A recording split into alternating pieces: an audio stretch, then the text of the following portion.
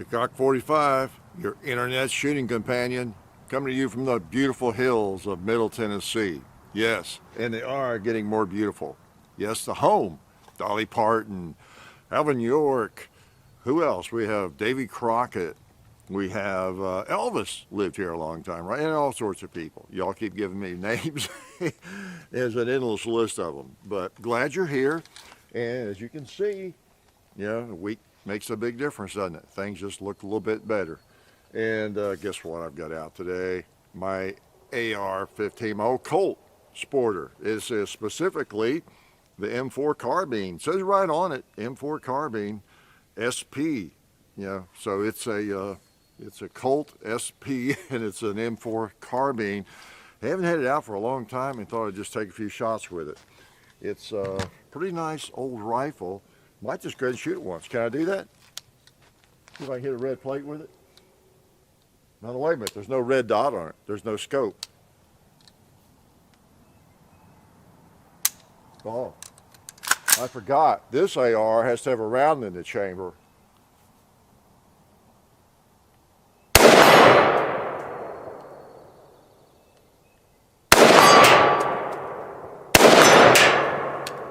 Yeah, it's kind of funny that way. It has to have a round in the chamber before it will fire. I don't know, you think Colt could have come up with a better idea than that, right? So anyway, what are we going to talk about as I shoot? Okay, I don't know. How's everybody doing? Hope you're doing okay. You're making it through the crisis. We're at what, April 12th, and things are kind of looking up like maybe we're at the peak. Maybe things will start getting a little better, maybe a lot better in April. May. May comes after April, right? So we'll see, but we'll be here every week, and hopefully we're not posting too many videos for you. So far, we're keeping our word, right? Every day you get some stupidity from me, right? Every freaking day. Pretty bad, Probably lose about half of subscribers after April. Tired of that guy. No, we like I said, it's just something that we can do, and right now we're able to keep working and have some videos, and we're making more. We're working, like 3, 4, 5 days a week, off and on, and just doing some things we've been meaning to do. And we're able to do it, and not that it necessarily makes your day, but at least it's something else you can learn from. And I know it waters it down a little bit. I saw a comment this morning, someone said, hey, with the videos, I don't have time to watch them all, or whatever. It may have been a new person, maybe not, but anyway, we're going to do it through the end of the month. That's our commitment to ourselves and you, okay? So anyway, hope you can get through this crazy times. And I think it depends largely on where you live. I realize that. I have a pretty good situation. I'm in a rural county, and then plus I have some land and everything, so it's easier in a lot of ways for me. Although it's weird, I went to the grocery, to a hardware store this morning. I need to pick up some things. You couldn't even go in. You had to call and order, and they'd bring it to you. And wow, and I don't need it that bad, so I just came home. But but you might, again, it could be in an apartment or somewhere in a highly populated, densely populated area, and it's just a lot different for you. And you're more housebound, homebound, apartment bound, wherever you live. You could easily be more homebound than I am, in terms of in the house. You just don't get out of the house as much. Maybe you got 2 or 3, kids, and it's kind of a project to get out of the house anyway, if you're in an apartment or something. And so you do that maybe once a day or whatever. Maybe you're in a high rise, you got elevators to get down, and even get down to the outside or something. And it's just different, for everybody. So I hope you're getting through, and hope we're providing a little entertainment, maybe even some education to help you with that. Which reminds me, if you I think about the people who have bought guns, because a lot of you can't get to a range, you can't even get training. You can't even try out maybe the firearm you bought. you might have bought something like this and you haven't even been able to shoot it. And you're happy to have gotten it with the demand, but the ranges are closed and you're just busy trying to take it apart and figure the thing out maybe, which is good. Okay, that's good. But I saw a video this morning I'll recommend to you that I saw that Paul Harrell had posted a video on, gosh, I forgot what the title, the 10 most something tips or whatever for new gun buyers or something. But anyway, Paul Harrell's a recent posting. Check it out. And I watched all of it, I guess. I got through pretty much all of it, I think. It goes in and out of the car, but I saw it on my phone. Anyway, he's a he's a character. I love him. But anyway, check him out, okay? He, let's see, well, what's the line? Yeah, don't try this at home. I'm what you call a professional. I love it. I love it. But anyway, interesting video, and he goes through a lot of guns and in detail about how they operate. It's just really, really good on the basics. Okay, if you bought one of those guns, just thought I'd give him a highly deserved shout out, right? So what else we're going to talk about? Oh, I don't know. You probably don't care. You might see my posting on Facebook about John Prine. I don't know if you ever heard of that guy, but I used to love, well, I still do, love his songs. And in the 70s, gosh, the early 70s, we'd go see him at in Nashville at the Exit Inn, it was called. It's a little club. And he'd come through. It's kind of like a comedy club. I think it's still there. I think it's reopened under maybe a different name or something. And I would go early. And we would go early and get seats right up front on the stage. I just loved his songs, his music. And it was just great, like, from here to the camera almost, and he'd be sitting on the stool playing a song. It's like, like those early days of the people who got to see Bob Dylan, wherever it was, Greenwich Village or somewhere. So I always felt like that. But anyway, he died, this week of the dreaded disease that's going around. And he had other health problems, and I didn't realize he was 73 already. But hey, I didn't realize I was so old either. It just sort of happens, doesn't it? It's kind of like magic. But anyway, a great song. I don't know if I'd agree with him politically, it's the same with Dylan and half the people we watch on TV and we listen to on the radio, but, I don't know. I'm a little bit selfish about that. I take the best of things and don't worry maybe about some of the negative elements of it, unless it's really extreme, somebody's denying me my rights or doing something that is pretty extreme, then I'm not going to patronize them, but where does that end? That's the problem. If you really did the research, you might find out that, I don't know, the place you shop every day, the owner of it, contributed to some cause that you'd pull your hair out if you knew that or something, You'd probably end up not being able to go to any of the groceries you go to, watch any of the TV shows you watch, any of the channels you watch, listen to any of the music you watch, other than maybe one or two artists or something. So it's not that I give up and that I'm passive about it. It's just I'm not going to deny myself the best the world has to offer. Really, I'm not. You just come through one time. I'm not going to not listen to Bob Dylan or Eric Clapton or whoever because they sing about drugs or something. They're just not going to do it. So that's just me.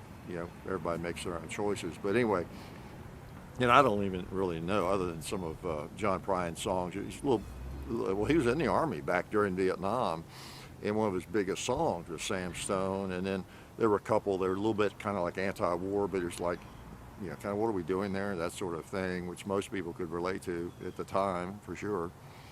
And but anyway, great singer, great voice, great writer. I just really, and I guess all of his albums back when they were albums, vinyl, and still have 3 or 4 of them, I guess. But anyway, great. If you're not familiar with him, check out Sam Stone. Just a great song. Hello in There. about old people. Hello in there is one of his classics. Paradise was a pretty famous one. His parents were, I think, from just north of me up in Kentucky, where they grew up, and he was in Chicago, I think, most of his life. But anyway, you know, if you knew that or you listened to him, it's funny because you run into people like that. You know, you've had that experience probably. I remember I was in Erlanger, Kentucky, driving around, and in my car, probably my, let's see, that time it would have been, could have been my VW van, yeah, 1970, 71. And I remember his song, a song or two. I heard a couple of his songs. They were playing them on a Cincinnati radio station. And I didn't even catch the name. And one of them was that corny song, "Your flag decal won't get you into heaven anymore," and then some other song, I forgot what it was. I'd hear occasionally. And who is this guy? Who is this? This is great. You know, this guy's really, really clever with his lyrics and everything. And then I finally heard his name. I looked for albums in the record store. They were nowhere. And I would ask people, "Have you heard this guy, John Prine?" Nobody heard of him. Even people into music. I said, well, man, you know, finally you find the album. And anyway, I became a John Prine fan and would pay to go see him when I got down here. But anyway, that's it. He's gone. And that's the way it is. I've noticed that life tends to be terminal, right? For most of us. You think most? Is that the correct word? No. How about all of us, right? Just a different time. So you do what you can. You know, I'll philosophize early on today. Do what you can with your life. None of us is perfect. We all make mistakes. You know, you think back on periods of your life where, what was I thinking? Or, you know, I didn't do much productive when I was 23, when I was 30, or whatever. I sure was in some kind of weird funk when I was 40 or when that period of time. You know, we all have that. You know, we have those non-productive periods maybe, where we're not between things, not sure what we're going to do or something, and maybe even make bad decisions and here and there. But you know, still, you know, by and large, you know, we're just a product of all of our experiences, and you have to make the best of it. You know, even if some of those were bad experiences, you know, we have to try to make the very best while we're here. You know, Tennyson said that let's see, I am a part of all that I have met. You know, in Ulysses, his poem, great poem, Ulysses, I am a part of all that I have met. Now, I've always thought about that ever since the early 70s when I read that poem the first time. In college, believe it or not. You know, I was an English major, so I wasted my time in college studying Shakespeare, Tennyson, Whitman, Dickens, all those people. No, I didn't waste it. I'm glad that's what I did. You know, other people were majoring in business or, you know, useful things, and here I was sitting in class writing papers about, you know, comparing Thoreau and Emerson or something. But anyway, that has always stuck with me because it is so true. You think about it, man, just think about all the people in your life or the things you've done, just things you randomly ran into, how it has determined in part, or maybe in large part, to where you are right now, what you're doing right now.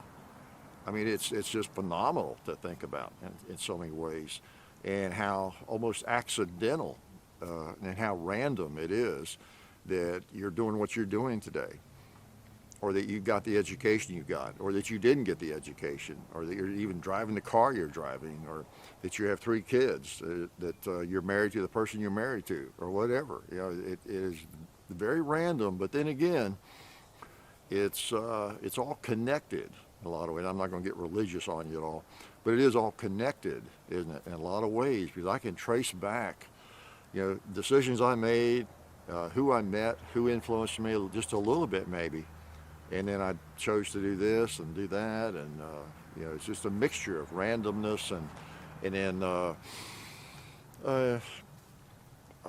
intentions. You know, my intentions. You know, doing things on purpose. You know, so it's very interesting, and hopefully you're doing something with your life that's worthwhile. Young people, if you're new, I know I'm not shooting enough.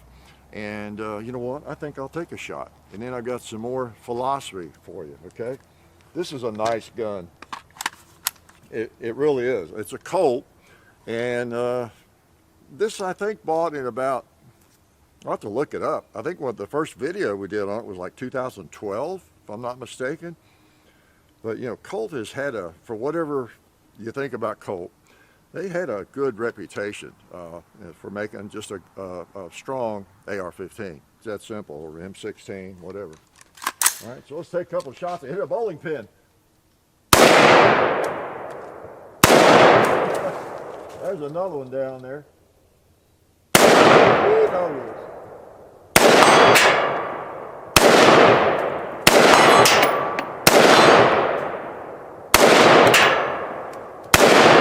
All right, slow down.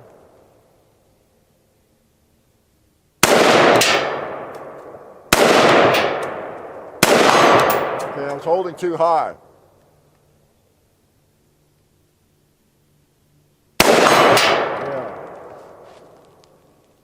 Well, I won't blame it on the barrel. I was going to say I was hitting that thing holding there before the video, before y'all got here. That thing, maybe the barrel warmed up a little bit. That does make a difference. I'm going to put one on the gong. I probably shouldn't.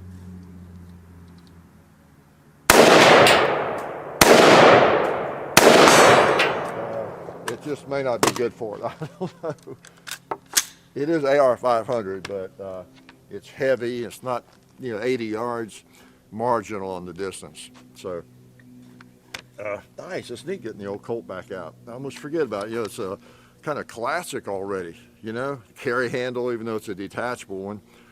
The sight and everything. It's so different than one you typically go look at today or purchase. And several I've purchased, since this one. But I still like it. It's not exactly as classic as my A2, but pretty neat.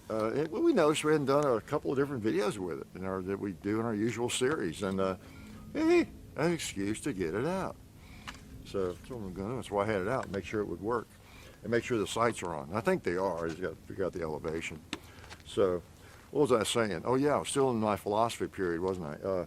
No, I was going to say you, especially young people, hopefully, and not just young people, but again, when I talk about this stuff, it's not because I'm Mr. Perfect or anything. I could tell you stories that I'd be embarrassed to tell you, as we all can, right? But hopefully you're doing something productive, something productive, no matter what your background is, that you look at the big picture of the world. Maybe this craziness we're going through right now helps with that, but just maybe to step back and take stock and say, okay, what am I doing? Is my life going to change because of this, or whether I want it to or not? What are my goals and objectives, and what am I going to do with my life? What am I doing with it now? Is it something I really want to do? Am I just always looking for the next step? Am I really doing anything productive? Am I helping people in any way? Am I living life as a internet troll or something, or hater on the internet? Is that my primary function in life? If that's what I do most of the time, how sad is that? How sad is that? But we can all change, can't we? We can kind of look at ourselves in the mirror and say, you know what? There might be something more productive I could do. Maybe I could actually contribute to society. Yay, what a concept. Even the social media society, whatever that is, the internet society, maybe whatever group you kind of belong. Maybe it's the Firearms community. I've talked about that. There's a lot of different firearms communities. But, if I'm a part of that, is there something I could do that would be a little more constructive, or help some people? We got a lot of new people, and some of you might be watching, wondering what this is about. Again, this is more of a vlog, but just my weekly checking in with y'all to make sure y'all are okay. And as I'm, testing out some firearm over here, and it's kind of fun. But anyway, what are we doing with our life? I know there's a tendency to always be looking to the next thing, and maybe not living life right now, you know. And you get to a point, I don't know when that happened to me, in my 40s or 50s or whatever, I started realizing, I guess, because you really do. You start out thinking, okay, what am I going to do with my life? Maybe even your first job, you work at it till you're 30 years old, whatever. You're thinking, okay, I'm going to eventually get to this, and that'll be my life. Or I'll get married, I'll have those kids, and I'll live there, and that'll be my life. Well, maybe not. Guess what? Your life's right now, whatever age you are, and it's not going to change dramatically who you are at all. Maybe. Okay, just your circumstances might change, and that can change randomly, right? We've noticed that lately.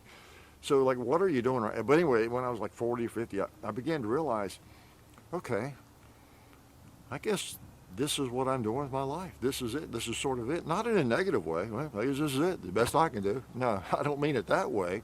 I was teaching at the time. I guess because I was enjoying it a lot. And I really initially thought when I came back to teaching, in 1990, I thought I'd do this a few years and I'd go back into business and do something else. And I just enjoyed it so much.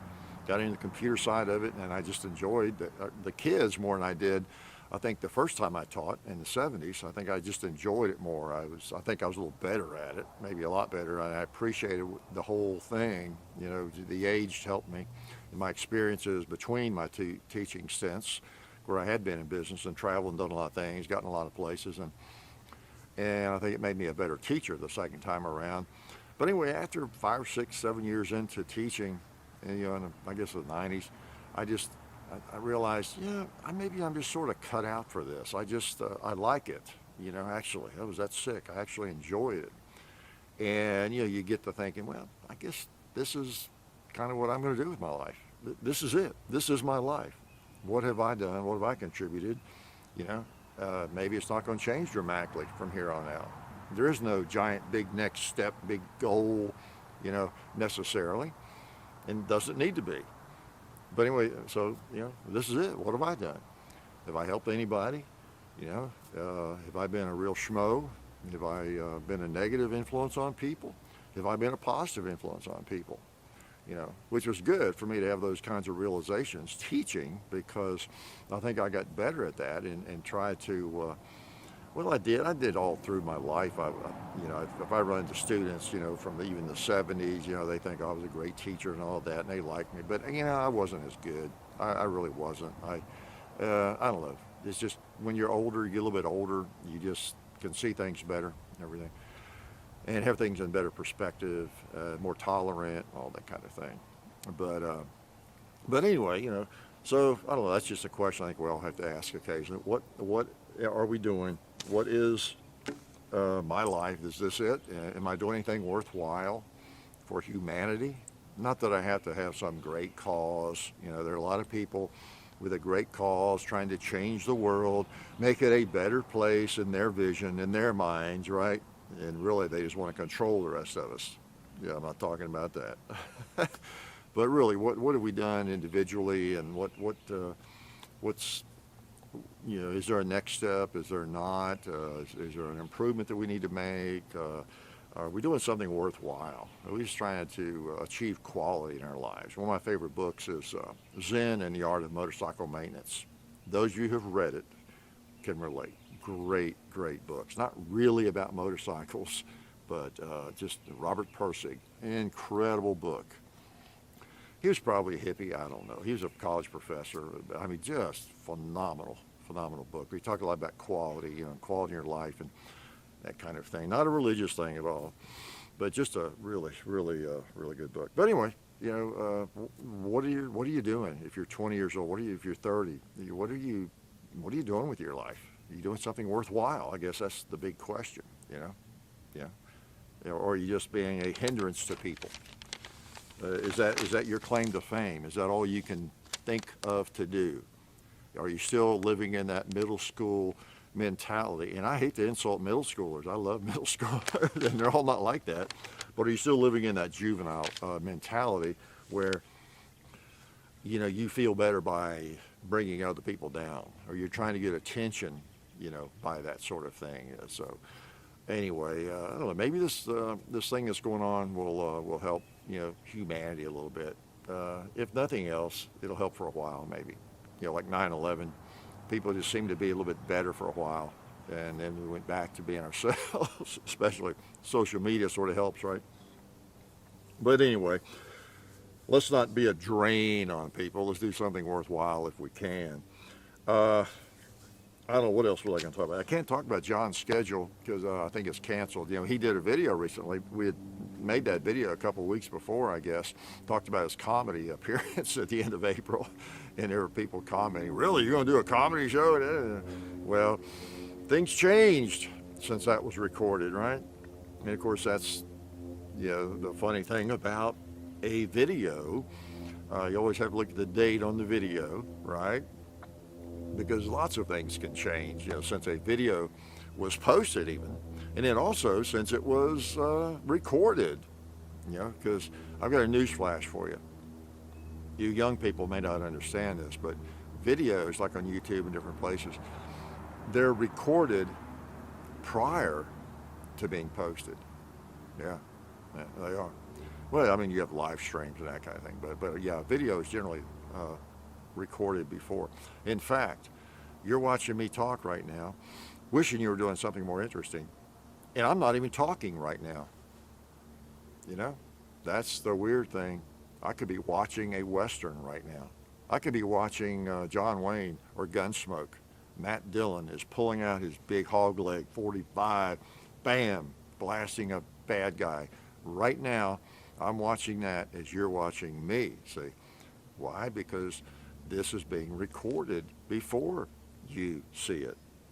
Has to be uploaded to the computer. Takes time. Uploaded to YouTube. Takes time, right? And then processed and all that. I'm such a technology genius. I can share these pieces of wisdom with you. Yeah. So anyway, I don't know what I was talking about. But you new people, again, new to guns, or new to one thing Paul Harrell mentioned in his video. I think I mentioned that we mentioned in our video we did about that. We didn't provide as much information as Paul Harrell. Imagine that. He's just so much smarter than I am. Really, guys, it's cool. But I think he mentioned about people with a different gun. They may have a gun, but they're really not into it much yet, and they're going to buy a different gun or whatever. So there's a lot of ways to be a new gun owner. You may not be into it at all, and you happen to decide to get something that, besides what your granddad lent you or something, or gave you or handed down, it's in the attic, you don't even know what it is. So there's a lot of ways to be a new gun owner, or to be, wow, what a strong, a truck must have driven by with a big load of manure, for real. More manure than you're hearing from me. I mean, wow, I don't know what that was, but it just about knocked me over. I don't remember that ever happening. But anyway, so you may just have gotten a firearm that you don't, know everything about it, and you're not even brand new to guns. But it's tough. I know it's frustrating because everything's closed up, the ranges and all that. So just spend the time learning about that firearm. I kind of got off track there. My brain, nasal passages got cleaned out there. It's a good time to learn, right? And it's a great time to be alive with the internet and everything. And of course, I say that, and some of you weren't even alive when there was no internet. So it's silly to hear that, I guess, to you. But you can just learn so much about these things. The search, anything that you have. Somebody sent me a picture of a gun. I want to know what it was, and I can't be your research engine, sorry. That's another reminder. I was going to mention that. People try to reach me on Facebook so much that I just really, I've said that for years. I can't answer them, and man, it's just picked way up. And I skimmed through those messages on Hickok 45, the public page, but I just sorry I can't answer those things much. I get some of them, but I saw a picture of a gun somebody was asking about, and but you can find that. You can find that, man. Look at the markings and the model number and Google it. And there's all kinds of articles on that firearm. There's all kinds of videos probably on it. and it's it's just amazing. You know, I do it myself, and you can find. So it's what's really funny when you're me and other people too that do videos. Some of you maybe. If I could Google something, like I might forget something about, I don't know, about this gun, you know, or this Glock 43 or whatever it might be, that I don't know, maybe we're about to do another video on a gun like that I have, and I let's see, I'm making some notes, trying to remind myself what I want to share with you all that maybe I forgot through in another video or something. I said, what was the barrel length on that gun? And I Google Glock 43X or something, you know, whatever the gun might be. And what pops up? Our video. There's my face. You know, it's like, what kind of world am I living in? You know, I remember the days when I would Google something and my face didn't pop up, or a Hey Guy 45 video or something. You know, it's just this weird. But I mean, it's all there. And if you're lucky, I won't pop up. If something will pop up that will actually help you and give you some information, right? So I didn't want to watch my video. I just wanted to know what the barrel length is on a Glock 43X. I forgot, you know, or something. Not that I need. I'm not into the precise. I know it's what, 3.5 or something. I don't even care. It doesn't make that much difference. We did a video on barrel lengths recently. We'll be posting, and people get all bent out of shape on how it affects velocity, and it probably makes some of you mad because. You know, from a defensive standpoint, a handgun that you're carrying for defense, I for one, do not get bent out of shape on an inch or less on the barrel, losing whatever, 100 feet per second or something. There are way more important issues in self-defense than that, believe me. And I'm going to shoot that bowling pin over there that you probably can't even see. I'm also going to hit that red plate, see where to hold now. Yeah, I figured it out. By the way, this is an AR-15, and it will shoot fast if you want it to. Yeah, I don't think this thing's ever malfunctioned on me. I've had it a good while. So they tend to work. Yeah, they do. All right, what else was I going to talk about? New shooters. Again, I'm thinking about you guys. So many people have bought guns.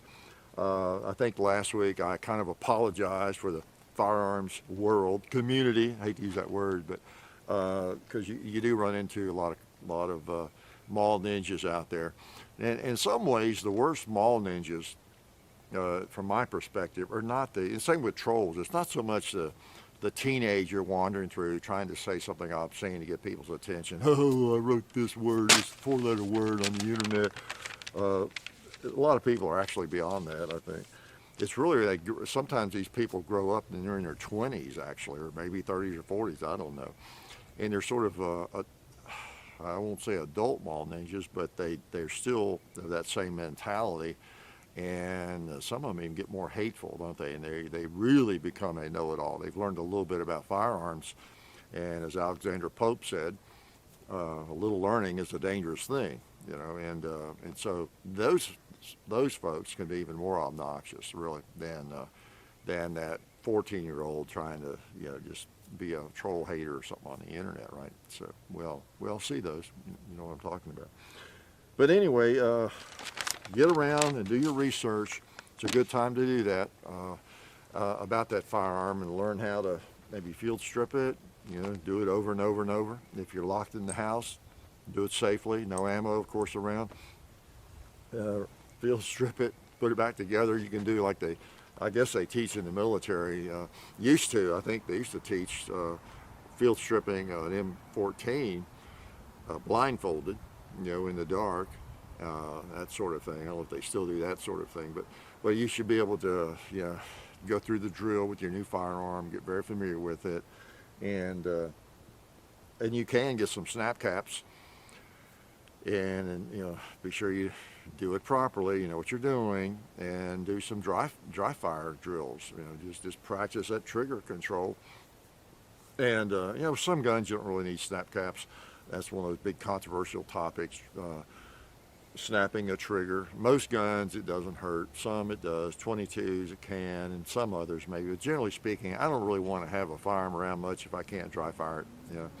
But you can use snap caps. You're going to do a lot of it, and just look at that front sight and make sure it doesn't move when you pull that trigger. That's your goal, isn't it? To pull that trigger without moving your front sight. Yeah.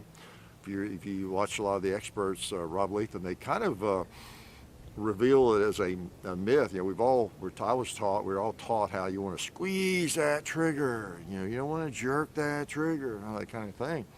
Depends on what kind of shooting you're doing.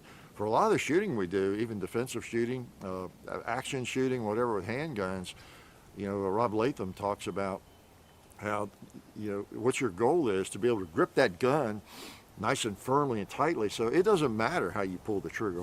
The main thing is keeping those sights right on the target. And he is really correct. It's affected my thinking in recent years. I just try to get a good grip on that thing and, go ahead and pull the trigger. Slam it. I mean, if you've got a good grip and those sights are on the target, main thing is your sight doesn't move. Go ahead and pull it. So that's your goal, and it gives you a chance to kind of work on that sort of thing, because that's the big challenge in shooting. New folks, new shooters, new gun owners. The biggest challenge, I think, is with a handgun, of course, especially, is having those sights not move when you pull the trigger, whatever that requires. The better grip stance, all the factors, of course, will roll into it. But, you can see it. You can see it when you pull that trigger. If that sight's moving at all, that's exaggerated, amplified when you get out there to 20 yards, right, or 10 yards or 7 yards. So that's the goal of shooting. And if you're having trouble doing it with no ammo in the gun, guess what? That big explosion and recoil actually can make it harder. So anyway, but that's the thing. It's like throwing darts, shooting an arrow. Basketball, whatever you want to talk about, throwing a football, kicking a field goal with a football, whatever. It's not easy, and that's why we're kind of attracted to it. It's a challenge. It really is, and it's fun. As most of you have accomplished some level of skill doing something, right? And it's more fun once you do that, isn't it? Whatever you're doing. Throwing a baseball. Once you get semi-accurate at all, it's just more fun. And so maybe you're a new gun owner and you're not even to that point yet. I hear from some of you, they can't even hit a target at 8 yards and that kind of thing. And it just takes time. It takes some time, some practice, and training if you can get it. It's hard to get training right now because most of that's closed too, I think. Just depends. So you just use that internet as best you can, get familiar with your firearm, and learn about safety, learn everything you can about safety and the rules of safety. Because, once you go to a range, the first range, no need to be in great fear. Just make sure you understand the 4 main rules of gun safety, and you understand what's expected at most ranges and all that kind of thing. There's no problem learning about all that right now. And so when you go to a range, if it's a month from now or whatever, you're not going to be afraid to walk through the door of the gun shop, because you're going to pretty much know what's expected about the muzzle discipline, direction, finger discipline, and all those sorts of things. You've practiced it at home, okay? And that might help alleviate some fears that you might have, or some trepidation, or just apprehension about going to the range for the first time, if you're one of those who bought a gun and you've just not been anywhere with it yet. Okay. And there's no dumb questions. There's no reason to feel stupid. You're just ignorant about it, like I am about a lot of things. You're just ignorant. You just don't know. You don't know a lot of things yet. That's all right. That's the cool thing about getting into a new endeavor, new hobby, or anything. Yeah, we don't know a lot about it, and that's the fun part. We get to learn. I enjoy firearms so much that I still enjoy it. I'm not jaded. I don't just because not that I know everything, but that I know a fair amount. I've had a lot of experience. it doesn't get old for me. I still enjoy them a great deal, and I've branched out into a lot of different kinds, and I enjoy it. So that's the fun part of it, learning about all these different firearms, how they work, how they operate, the machinery of them, just how the bolt works on something like this, and how they come down, how they break down. Most that's the cool thing about most modern firearms. They break down pretty simply. Getting the bolt out, different things, and they're pretty easy to clean. And most of them are pretty reliable. They're safe generally. They're not going to fire unless you pull the trigger. I know that sounds stupid maybe to some people, but there are some firearms, mostly the older ones, where if this is loaded with a round in the chamber, maybe I bat real hard or drop it, it could go off just through inertia, that kind of thing. But nowadays there's a firing pin block on most firearms to where that firing pin block blocks the trigger, or it blocks the firing pin until you pull the trigger. It actually has to be physically pulled. A Glock, for example, M&P, all the modern polymer pistols pretty much are like that, where you take it apart and see it. There's a pin there, and when you pull the trigger, it pushes that pin up, a little button, which allows the firing pin to move forward. So that's just not going to happen unless somebody's finger is on that trigger and pulls that trigger. It also can help help you feel better, just knowing that gun is not going to go off. Guns don't just go off. I mean, really, they just don't go off. They go off when somebody pulls the trigger. Okay, be careful of that. So anyway, how long have I gone? Hour and a half. I get to talking, I can't shut up, so I need to. So what's anything else I needed to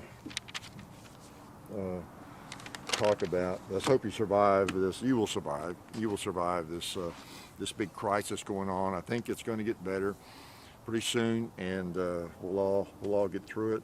It's funny, it's all going to be politicized, right? We got something else now to be politicized. Even the drugs, even the treatment drugs are politicized. Everything. Of course, I won't get off on another topic. I've gone too long, but I'm not a tinfoil hat kind of guy. I think you know that.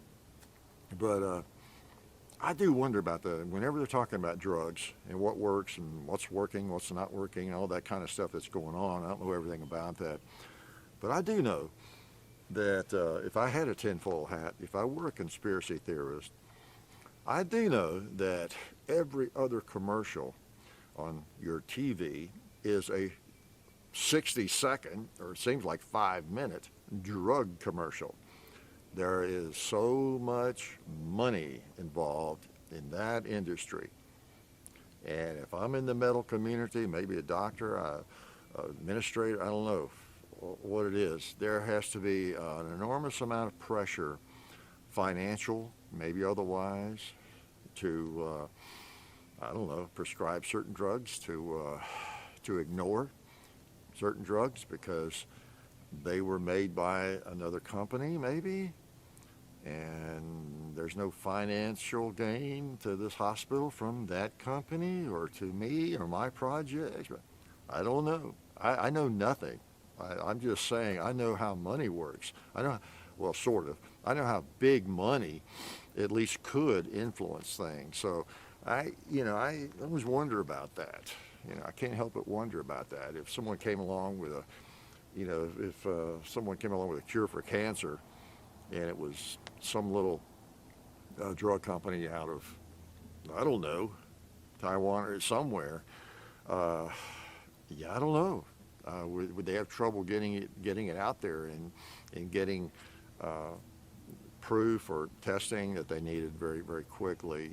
Because some other company that is worth $40 gazillion and has their tentacles into every hospital in the country would rather finish their research on a similar drug or something. You just never know, okay? So, yeah, I guess I do wear a tinfoil hat occasionally.